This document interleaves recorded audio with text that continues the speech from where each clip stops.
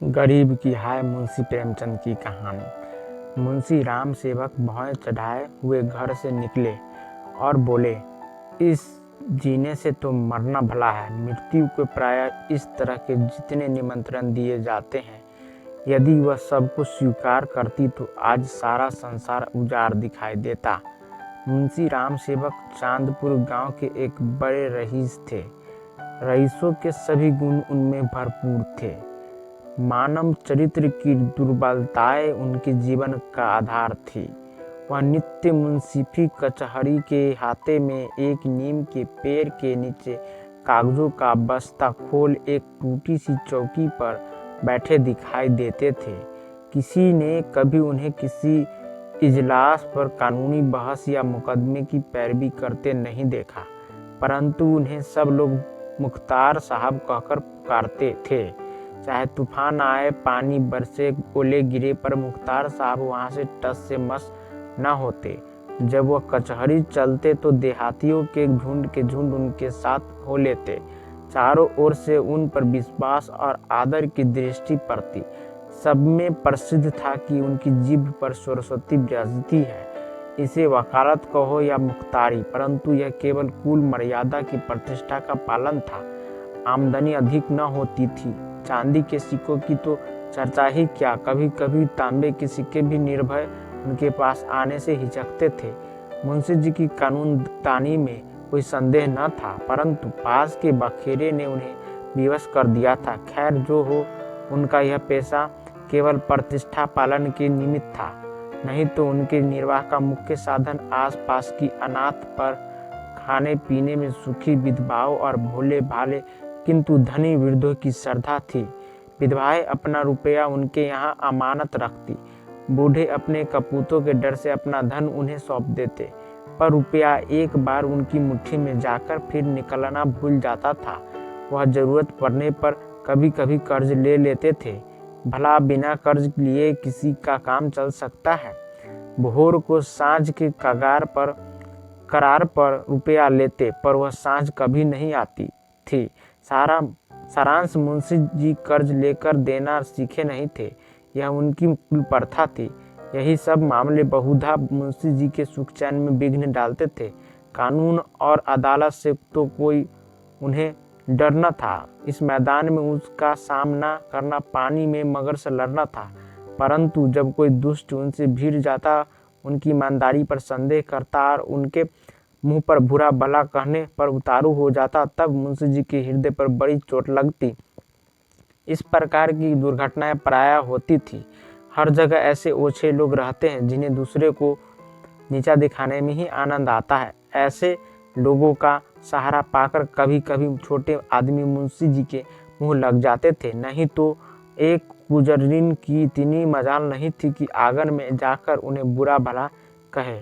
मुंशी जी उसके पुराने ग्राहक थे। बरसों तक उससे साग भाजी ली थी। यदि दाम न दिया जाए तो गुजरिन को संतोष करना चाहिए था।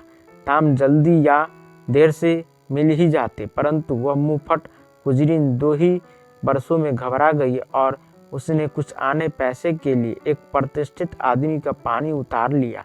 झुंझलाकर मुंशी जी अपने को मृत्यु का कलेवा बनाने पर उतारू हो गए, तो इसमें उनका कुछ दोष न था। इसी गांव में मूंगा नाम की एक विधवा ब्राह्मणी रहती थी। उसका पति बरहा की काली पलटन में हवलदार था और लड़ाई में वहीं मारा गया। सरकार की ओर से उसके अच्छे कामों के बदले मूंगा को 500 रुपये मिले थे। विधवा स्त्री, जमाना नाजुक था। बेचारी ने सब रुपए मुंशी राम सेवक को सौंप दिए और महीने महीने थोड़ा थोड़ा उसमें से मांग कर अपना निर्वाह करती रही। मुंशी जी ने यह कर्तव्य कई वर्षों तक तो बड़ी ईमानदारी के साथ पूरा किया, पर जब बुढ़ा होने पर भी मूंगा नहीं मरी और मुंशी जी को यह चिंता हुई कि शायद उसमें से आधी रकम भी स्वर्ग यात्रा के लिए नहीं छोड़ना चाहती, तो एक दिन उन्होंने कहा, मूंगा, तुम्हें मरना है या नहीं? साफ साफ कह दो कि मैं अपने मरने की फिक्र करूं। उस दिन मूंगा की आंखें खुली, उसकी नींद टूटी। बोली, मेरा हिसाब कर दो। हिसाब का चिट्ठा तैयार था, अमानत में अब एक कौड़ी बाकी न थी। मूंगा ने बड़ी कड़ाई से मुंशी जी का हाथ पकड़ कर रखा, कहा, अभी मेरे 250 रुपये तुमने दबा रखे हैं, मैं एक कौड़ी भी न छोड़ूंगी। परंतु अनाथों का क्रोध पटाखे की आवाज़ है जिससे बच्चे डर जाते हैं और असर कुछ नहीं होता। अदालत में उसका कुछ जोर न था, न लिखा पढ़ी थी, न हिसाब किताब। हाँ, पंचायत से कुछ आसरा था। पंचायत बैठी, कई गांव के लोग इकट्ठे हुए। मुंशी जी नियत और मामले के साफ थे, उन्हें पंचों का क्या डर।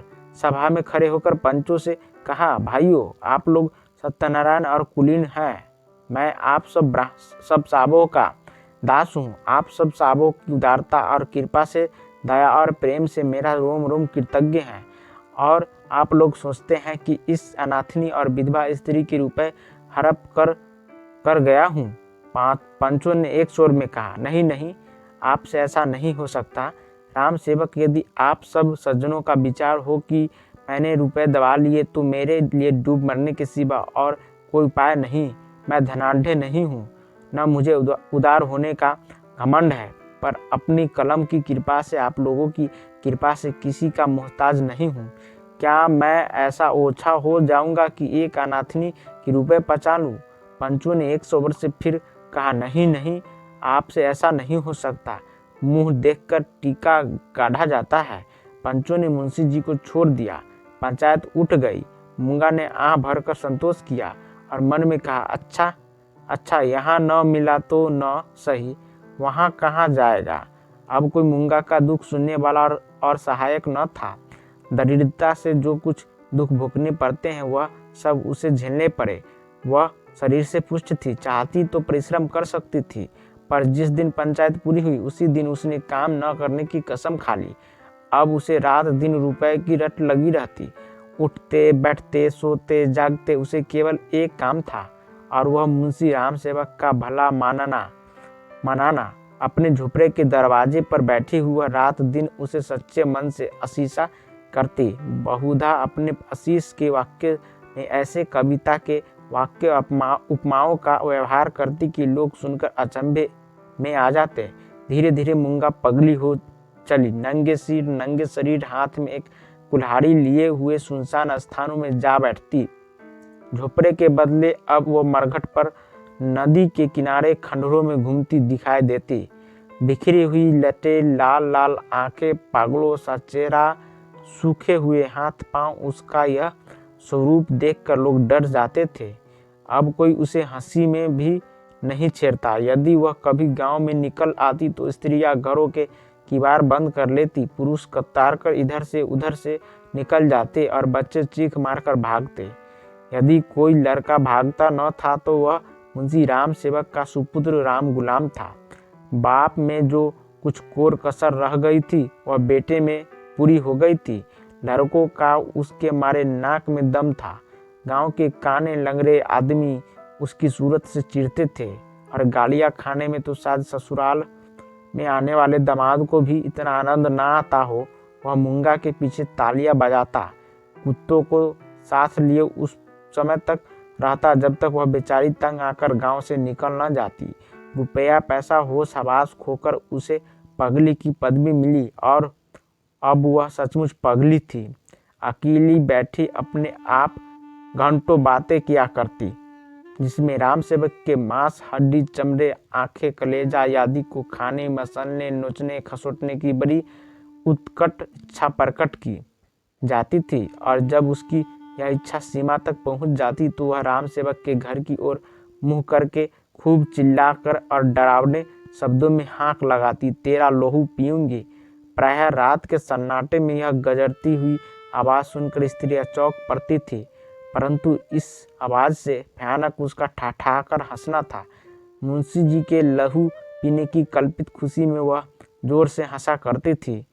इस ठठाने से ऐसी आसुरिक उदंडता, ऐसी पाशविक उग्रता टपकती थी कि रात को सुनकर लोगों का खून ठंडा हो जाता था। मालूम होता मानो सैकड़ों उल्लू एक साथ हंस रहे हैं। मुंशी राम से बड़े हौसले और कलेजे के आदमी थे। न उन्हें दीवानी का डर था न फौजदारी का, परंतु मूंगा की इन डरावने शब्दों को सुनकर वह भी सहम जाते। हमें मनुष्य के न्याय का डर न हो, परंतु ईश्वर के न्याय का डर प्रत्येक मनुष्य के मन में कभी कभी ऐसी ही भावना उत्पन्न कर देता। उनसे अधिक उनकी स्त्री के मन में उनकी स्त्री बड़ी ही चतुर थी। वह उनको इन सब बातों में प्रायः सलाह दिया करती थी। उन लोगों की भूल थी जो लोग कहते थे कि मुंशी जी की जीभ पर सरस्वती विराजती है। वह गुण तो उनकी स्त्री को प्राप्त था। बोलने में वह उतनी ही तेज थी जितना मुंशी जी लिखने में थे, और यह दोनों स्त्री पुरुष प्रायः अपनी अवश दशा में सलाह करते कि अब क्या करना चाहिए।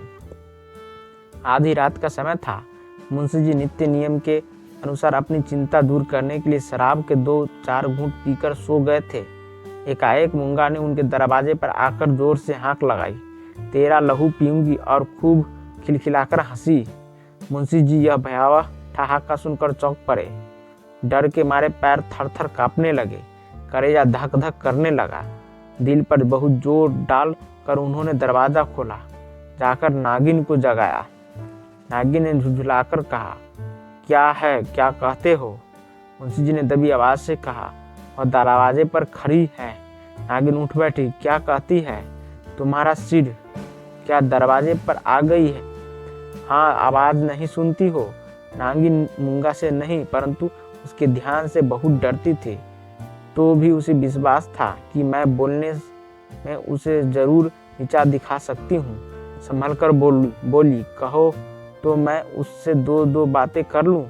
परंतु मुंशी जी ने मना किया। दोनों आदमी पैर दबाए ड्योढ़ी में गए और दरवाजे से झांक कर देखा। मूंगा की धुंधली मूरत धरती पर पड़ी थी और उसकी सांस तेजी से चलती हुई सुनाई देती थी। रामसेक के लहू मांस की भूख में वह अपना लहू और मांस सुखा चुकी थी। एक बच्चा भी उसे गिरा सकता था, परंतु उससे सारा गांव थरथर कांपता था। हम जीते मनुष्य से नहीं डरते, पर मुर्दे से डरते हैं। रात गुजरी, दरवाजा बंद था, पर मुंशी जी और नागिन ने बैठकर रात काटी। मूंगा भीतर नहीं घुस सकती थी, पर उसकी आवाज को कौन रोक सकता था? मूंगा से अधिक डरावनी उसकी आवाज थी। भोर को मुंशी जी बाहर निकले और मूंगा से बोले, यहाँ क्यों पड़ी है? मूंगा बोली, तेरा लहू पीऊंगी। नागिन ने बल खाकर कहा, तेरा मुंह झुलस दूंगी। पर नागिन के विष ने मूंगा पर कुछ असर न किया। उसने जोर से ठहाका लगाया। नागिन खिसियानी सी हो गई। हंसी के सामने मुंह बंद हो जाता है। मुंशी जी फिर बोले, यहाँ से उठ जा। न उठूंगी। कब तक पड़ी रहेगी? तेरा लहू पीकर जाऊंगी। मुंशी जी की परखर लेखनी का यहाँ कुछ जोर न चला और नागिन की आग भरी बातें यहाँ सर्द हो गई। दोनों घर में जाकर सलाह करने लगे, यह बला कैसे टलेगी? इस आपत्ति से कैसे छुटकारा होगा? देवी आती है तो बकरे का खून पीकर चली जाती है, पर यह डायन मनुष्य का खून पीने आई है। वह खून जिसका अगर एक बूंद भी कलम बनाने के समय निकल पड़ती थी तो अठवारों और महीनों सारे कुनबे को अफसोस रहता और यह घटना गांव में घर घर फैल जाती। क्या वही लहू पीकर मूंगा का सूखा शरीर हरा हो जाएगा? गांव में यह चर्चा फैल गई। मूंगा मुंशी जी के दरवाजे पर धरना दिए बैठी है। मुंशी जी के आगमन में गांव वालों को बड़ा मजा आता था। देखते देखते सैकड़ों आदमियों की भीड़ लग गई। इस दरवाजे पर कभी कभी भीड़ लगी रहती थी। यह भीड़ राम गुलाम को पसंद न थी। मूंगा पर उसे ऐसा क्रोध आ रहा था कि यदि उसका वश चलता तो वह इसे कुएं में ढकेल देता है। इस तरह का विचार उठते ही राम गुलाम के मन में गुदगुदी समा गई और वह बड़ी कठिनता से अपनी हंसी रोक सका। आहा, वह कुएं में गिरती तो क्या मजे की बात होती, परंतु यह चुड़ैल यहाँ से टहलती ही नहीं। क्या करूं? मुंशी जी के घर में एक गाय थी जिसे खाली दाना और भूसा तो खूब खिलाया जाता, पर वह सब उसकी हड्डियों में मिल जाता। उसका ढांचा पुष्ट हो जाता था। राम गुलाम ने उसी गाय का गोबर एक हांडी में घोला और सब का सब बेचारी मूंगा पर उड़ेल दिया। उसके थोड़े बहुत छींटे दर्शकों पर भी डाल दिए। बेचारी मूंगा लथपथ हो गई और लोग भाग खड़े हुए। कहने लगे, यह मुंशी राम गुलाम का दरवाजा है, यहाँ इसी प्रकार का शिष्टाचार किया जाता है। जल्द भागो, भाग चलो, नहीं तो अब इससे भी बढ़ कर खातिर की जाएगी। इधर भीड़ कम हुई। उधर राम गुलाम घर में जाकर खूब हंसा और खूब तालियां बजाई। मुंशी जी ने व्यर्थ की भीड़ को ऐसे सहज में और ऐसे सुंदर रूप से हटा देने के उपाय पर अपने सुशील लड़के की पीठ ठोकी। सब लोग तो चंपत हो गए, पर बेचारी मूंगा ज्यों की त्यों बैठी रह गई। दोपहर हुई, मूंगा ने कुछ नहीं खाया। सांझ हुई, हजार कहने सुनने से भी खाना नहीं खाया। गांव के चौधरी ने बड़ी खुशामद की, यहाँ तक कि मुंशी जी ने हाथ तक जोड़े, पर देवी प्रसन्न न हुई। निदान मुंशी जी उठकर भीतर चले गए। वह कहते थे कि रुकने वालों को भूख आप ही बना लिया करती है। मूंगा ने यह रात भी बिना दाना पानी के काट दी। लाला जी और लालाइन ने आज फिर जाग कर भोर किया। आज मूंगा की गरज और हंसी बहुत कम सुनाई पड़ती थी। घर वालों ने समझा बला टली। सवेरा होते ही जो दरवाजा खोलकर देखा तो वह अचेत पड़ी थी। मुंह पर मक्खियां भिनभिना रही है और उसके प्राण पखेरु उड़ चुके हैं। वह इस दरवाजे पर मरने ही आई थी।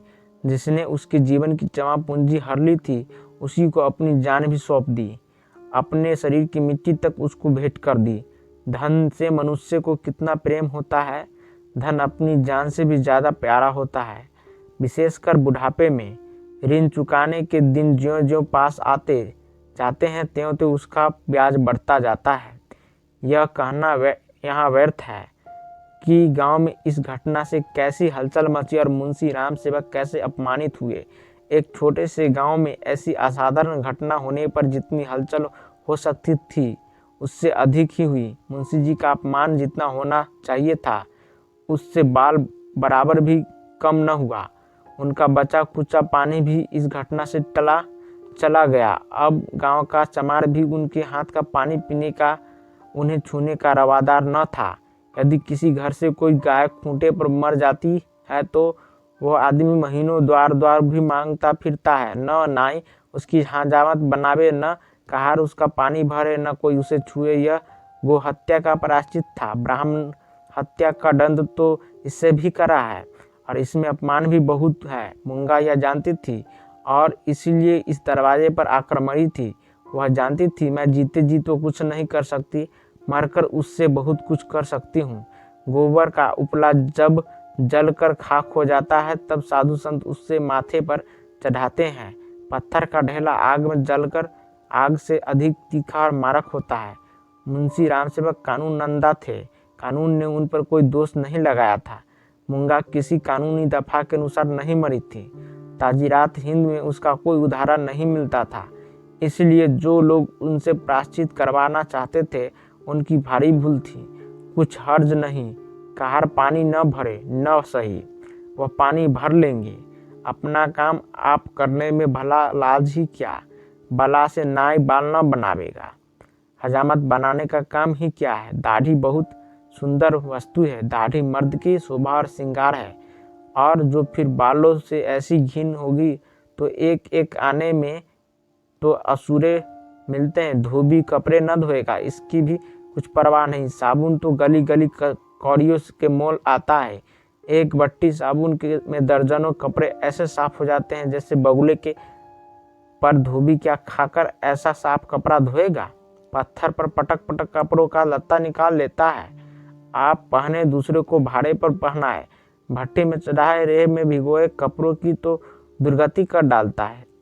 जब भी तो कुर्ते 2-3 साल से अधिक नहीं चलते। नहीं तो दादा हर 5 बरस 2-3 अचकन और 2 कुर्ते बनवाया करते थे। मुंशी रामसेवक और उनकी स्त्री ने दिन भर दो यूं ही कहकर अपने मन को समझाया। सांझ होते ही उनकी तर्कनाएं शिथिल हो गई। अब उनके मन पर भय ने चढ़ाई की। जैसे तैसे रात बीतती थी, भय भी बढ़ता जाता था। बाहर का दरवाजा भूल से खुला रह गया था, पर किसी की हिम्मत न पड़ती थी कि जाकर बंद तो कर आए। निदान नागिन ने हाथ में दिया लिया। मुंशी जी ने कुल्हाड़ा, आम गुलाम ने गराया। इस ढंग से तीनों आदमी चौंकते हिचकते दरवाजे पर आए। यहाँ मुंशी जी ने बहादुरी से काम लिया। उन्होंने निधड़क दरवाजे से बाहर निकलने की कोशिश की, कांपते हुए, पर ऊंची आवाज में नागिन से बोले, तुम व्यर्थ डरती हो। वह क्या यहाँ बैठी है? पर उनकी प्यारी नागिन ने उन्हें अंदर खींच लिया और झुंझलाकर बोली, तुम्हारा यही लड़कपन तो अच्छा नहीं। यह दंगल जीतकर तीनों आदमी रसोई के कमरे में आए। और खाना पकने लगा, परंतु मूंगा उनकी आंखों में घुसी हुई थी। अपनी परछाई को देखकर मूंगा का भय होता था। अंधेरे कोने में मूंगा बैठी मालूम होती थी।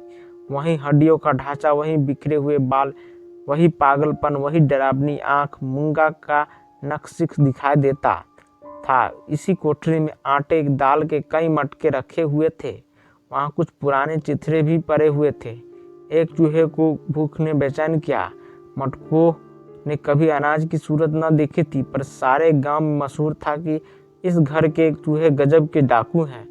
तो वह उन दानों की खोज में जो मटकों से कभी नहीं गिरे थे, रगता हुआ इस चिथड़े के नीचे आ निकला। कपड़े में खरखराहट हुई। फैले हुए चिथड़े मूंगा की पतली टांगें बन गई। नागिन देखकर झिझकती और चीख उठी। मुंशी बदहवास होकर दरवाजे की ओर लपके। राम गुलाम दौड़ को उनकी टांगों से लिपट गया। चूहा बाहर निकल आया। उसे देखकर इन लोगों के होश ठिकाने हुए। अब मुंशी जी साहस करके मटके की ओर चले। नागिन ने कहा, रहने भी दो, देख ली तुम्हारी मर्दानगी। मुंशी जी अपनी प्रिया नागिन के इस अनादर पर बहुत बिगड़े। क्या तुम समझती हो मैं डर गया?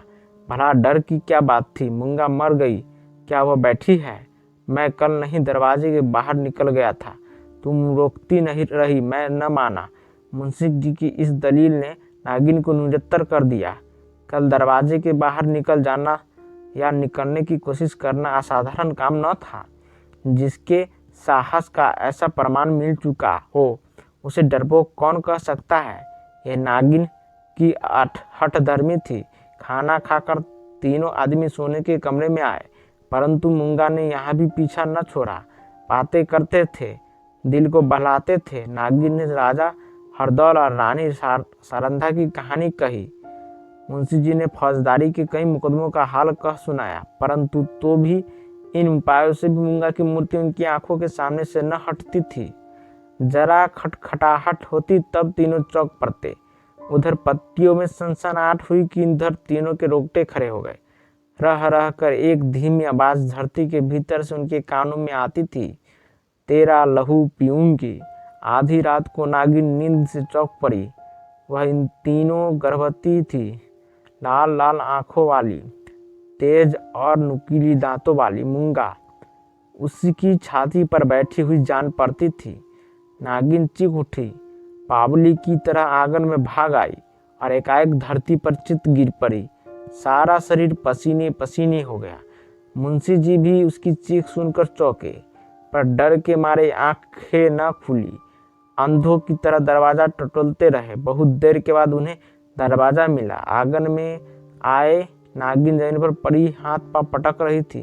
उसे उठाकर भीतर लाए, पर रात भर उसने आंखें न खोली। भोर को अकबक बकने लगी। थोड़ी देर में ज्वर हो आया, बदन लाल तमाशा हो गया। सांझ होते होते सन्निपात तो हो आया और आधी रात के समय जब संसार में सन्नाटा छाया हुआ था, नागिन इस संसार से चल बसी। मूंगा के डर से उसकी जान ली।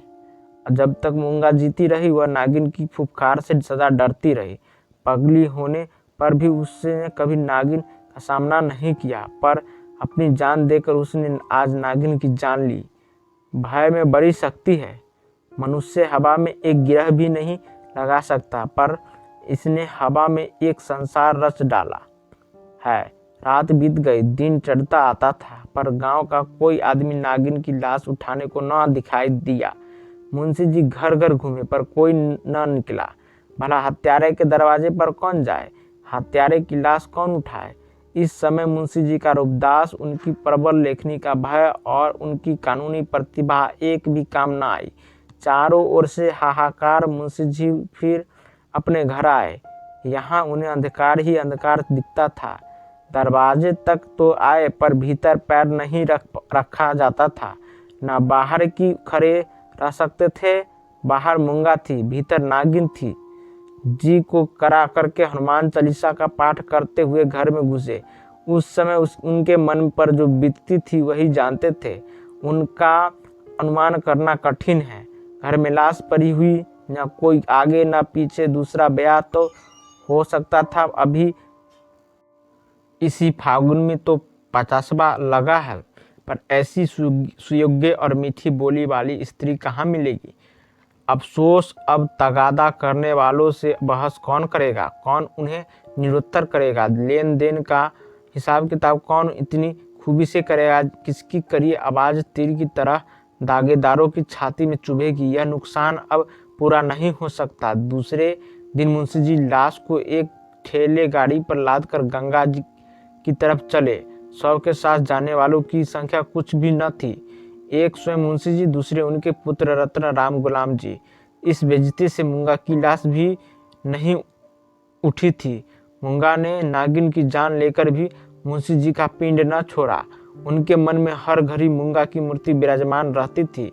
कहीं रहते उनका ध्यान इसी ओर रहा करता था। यदि दिल बहलाव का कोई उपाय होता तो शायद वह इतने बेचैन न होते, पर गांव का एक पुतली भी उनके दरवाजे की ओर न झांकता था। बेचारे अपने हाथों पानी भरते, आप ही बर्तन धोते। सोच और क्रोध की चिंता और भय, इतने शत्रुओं के सामने एक दिमाग कब तक ठहर सकता। विशेषकर वह दिमाग जो रोज रोज कानून की बहसों में खर्च हो जाता था। अकेले कैदी की तरह उनके 10-12 दिन तो ज्यों त्यों कर कटे। 14वें दिन मुंशी जी ने कपड़े बदले और बोरिया बस्ता लिए हुए कचहरी चले। आज उनका चेहरा कुछ खिला हुआ था। जाते ही मेरे मुक्किल मुझे घेर लेंगे, मेरी मामत पुरसी करेंगे, मैं आंसू की 2-4 बूंदें गिरा दूंगा, फिर पैबानों, रहमानों और सुलहानों की भरमार हो जाएगी। मुट्ठी गर्म होगी। शाम को जरा नशे पानी का रंग जम जाएगा, जिसके छूट जाने से जी और भी उचाट हो रहा था। उन्हीं विचारों में मंगल मुंशी जी कचहरी पहुंचे, पर वहां रहमानों की भरमार और बेमानों की बाढ़ और वकीलों की चहल पहल के बदले निराशा की रेतीली भूमि नजर आई। बस्ता खोले घंटों बैठे रहे, पर कोई नजदीक भी न आया। किसी ने इतना भी न पूछा कि आप कैसे हैं। नए मुक्किल तो खैर बड़े बड़े पुराने मुक्किल, जिनका मुंशी जी से कई पीढ़ियों से सरोकार था, आज उनसे मुंह छिपाने लगे।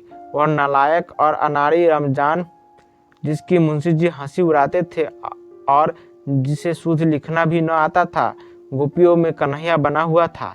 वाहरे भाग्य, मुक्किल यूं मुंह फेर चले जाते थे मानो कभी जान पहचान ही नहीं। दिन भर कचहरी की खाक छानने के बाद मुंशी जी अपने घर चले। निराशा और चिंता में डूबे हुए ज्यों ज्यों घर के निकट आते थे, मूंगा का चित्र सामने आता जाता था। यहाँ तक कि जब घर का द्वार खोला और 2 कुत्ते, जिन्हें राम गुलाम ने बंद कर रखा था, झटपट बाहर निकले तो मुंशी जी के होश उड़ गए। एक चीख मारकर जमीन पर गिर पड़े। मनुष्य के मन और मस्तिष्क पर भय का जितना प्रभाव होता है, उतना और किसी शक्ति का नहीं। प्रेम, चिंता, निराशा, हानि, यह सब मन को अवश्य दुखित करते हैं। यह हवा के हल्के झोंके हैं और भय प्रचंड आंधी है। मुंशी जी पर इसके बाद क्या बीती मालूम नहीं। कई दिन तक लोगों ने उन्हें कचहरी जाते और वहां से मुरझाए हुए लौटते देखा। कचहरी जाना उनका कर्तव्य था, और यद्यपि वहां मुक्किलों का अकाल था, तो भी तागे वालों ने से गला छुड़ाने और उनको भरोसा दिलाने के लिए अब यही एक लटका रह गया था। इसके बाद वह कई महीने तक दिख न पड़े। बद्रीनाथ चले गए। एक दिन गांव में एक साधु आया, भभूत रमाए, लंबी लंबी जटाएं, हाथ में कमंडल। उसका चेहरा मुंशी राम सेवक से बहुत मिलता जुलता था। बोलचाल भी अधिक भेद न था। वह एक पेड़ के नीचे धुनी रमाए बैठा रहा। उसी रात को मुंशी राम सेवक के घर धुआं उठा, फिर आग की ज्वाला दिखने लगी और आग भड़क उठी। गांव के सैकड़ों आदमी दौड़े आग बुझाने के लिए, नहीं तमाशा देखने के लिए। एक करीब की हाय में कितना प्रभाव है। राम गुलाम मुंशी जी की गायब हो जाने पर अपने मामा के यहाँ चला गया और वहाँ कुछ दिनों रहा, पर वहाँ उसकी चाल ढाल किसी को पसंद न आई। एक दिन उसने किसी के खेत में मूली नोची। उसने 2-4 धौल लगाए। उस पर वह इस तरह बिगड़ा कि जब उसके चने खलिहान में आए तो उसने आग लगा दी। सारा का सारा खलिहान जलकर खाक हो गया। हजारों रुपए का नुकसान हुआ। पुलिस ने तहकीकात की। राम गुलाम पकड़ा गया। इसी अपराध में वह चुनार की रिफाइनरी में स्कूल में मौजूद है। अगर ये जो रोचक जानकारी आपको अच्छी लगती है तो चैनल को लाइक, शेयर एंड सब्सक्राइब जरूर करें।